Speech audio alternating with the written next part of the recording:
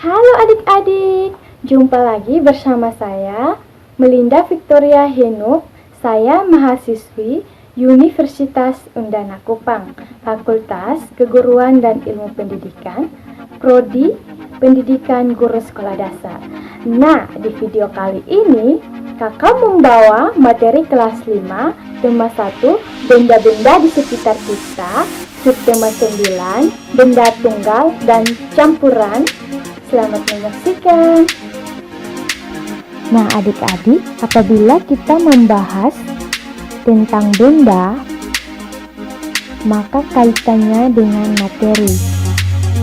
Apa sih materi itu? Materi adalah segala sesuatu yang menempati ruang dan mempunyai massa. Kita ambil contoh emas. Emas itu adalah materi karena dia menempati ruang dan mempunyai massa. Misalkan massa emas 2 gram. Contoh lainnya adalah air. Air termasuk materi karena air menempati ruang dan mempunyai massa. Misalkan massa air 2 liter.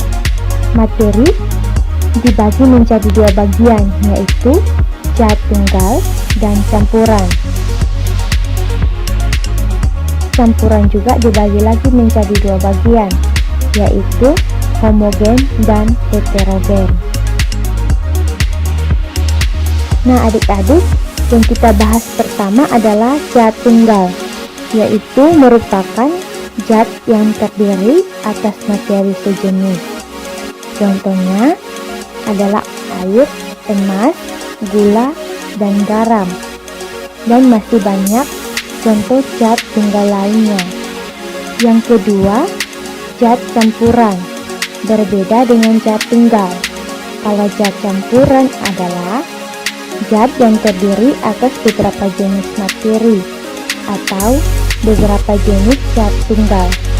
Campuran dapat dibedakan menjadi campuran homogen dan campuran heterogen.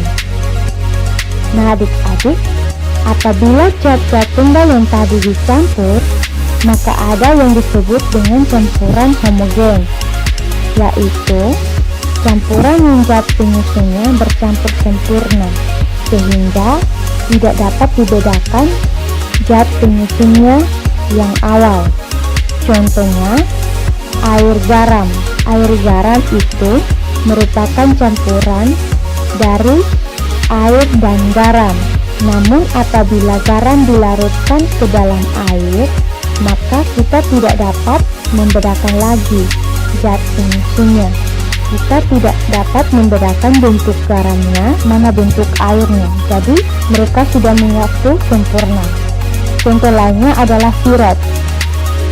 Sirup adalah campuran dari air dan gula. Setelah tercampur menjadi sirup, maka tidak dapat dibedakan lagi zat penyusunnya, baik itu gula maupun air.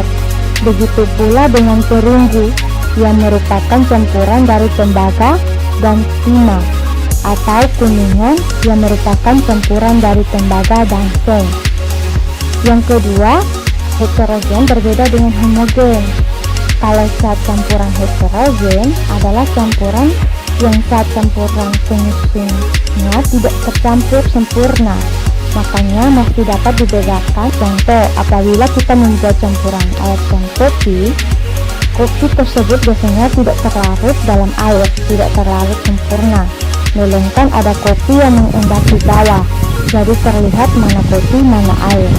Begitu pula dengan campuran air dengan pasir. Meskipun sudah dicampur, kita masih bisa membedakan zat penyusunnya, yaitu air dan pasir. Karena pasir yang dicampur dengan air, pasirnya itu sebagian mengendap dan tidak tercampur sempurna. Demikian penjelasan tema ini. Sampai jumpa di video berikutnya. Tuhan Yesus memberkati. Bye-bye.